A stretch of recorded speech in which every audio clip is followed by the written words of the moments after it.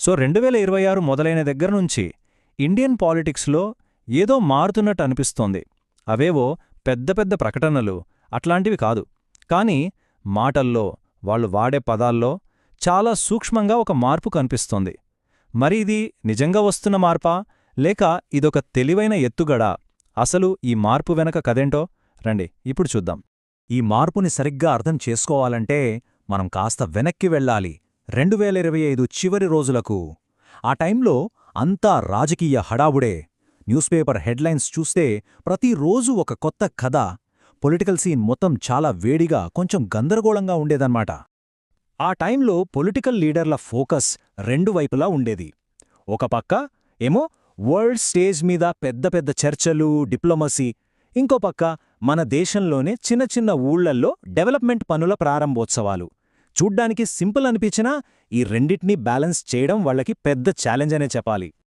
అంతేకాదు, అదే టైంలో తెరవెనుక కూడా చాలానే జరుగుతోంది. ఓవైపు కోర్టుల్లో చాలా ఇంపార్టెంట్ కేసులు విచారణకు వస్తున్నాయి, మరోవైపు బయట వీధుల్లో ఎలక్షన్ క్యాంపెయిన్లు హోరాహోరీగా సాగుతున్నాయి. దీంతో పొలిటికల్ టెన్షన్ ఇంకా పెరిగిపోయింది.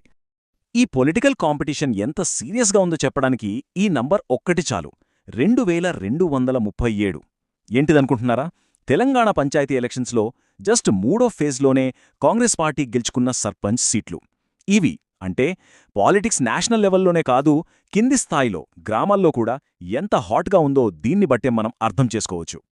అయితే ఇంత పొలిటికల్ హడావుడి మధ్యలో 2026లోకి ఎంటర్ అవుతున్న టైంలో ఏదో కొత్తగా మొదలైంది.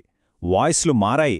పొలిటీషియన్స్ మాట్లాడే భాషలో ఒక కొత్త రకమైన వొకాబులరీ, అంటే కొత్త పదాలు స్లోగా పాపులర్ అవడం స్టార్ట్ అయింది. సరే, అసలు ఏంటి ఈ కొత్త పదాలు? రాజకీయ సంభాషణల్లో వచ్చిన ఈ మార్పు దేనికి సంకేతం? రండి ఇప్పుడు వివరంగా చూద్దాం. అన్నింటికన్నా ఎక్కువగా వినిపిస్తున్న పదం ఏదైనా ఉందంటే అది ఇదే: సమగ్ర ప్రజా భాగస్వామ్యం. ఇది జస్ట్ సంక్షేమ పథకాలు, సబ్సిడీల గురించి మాత్రమే కాదు.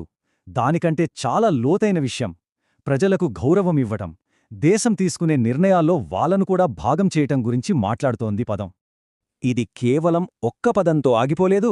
దీంతోపాటు రాజ్యాంగ విలువలు, సామాజిక న్యాయం, మహిళల భాగస్వామ్యం ఇలాంటి మాటలు కూడా పొలిటికల్ స్పీచుల్లో చాలా ఎక్కువగా వినిపించడం స్టార్ట్ అయింది. చెప్పాలంటే రాజకీయ భాషకే ఒక కొత్త మేకోవర్ ఇస్తున్నట్టుండే. అయితే ఇక్కడ వచ్చే అసలైన ప్రశ్న ఏంటంటే, ఇన్ని రోజులు లేని ఈ మార్పు సడన్గా ఇప్పుడే ఎందుకొస్తోంది?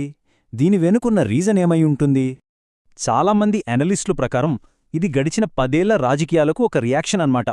ఆ టైంలో అంతా ఎలా ఉండేది?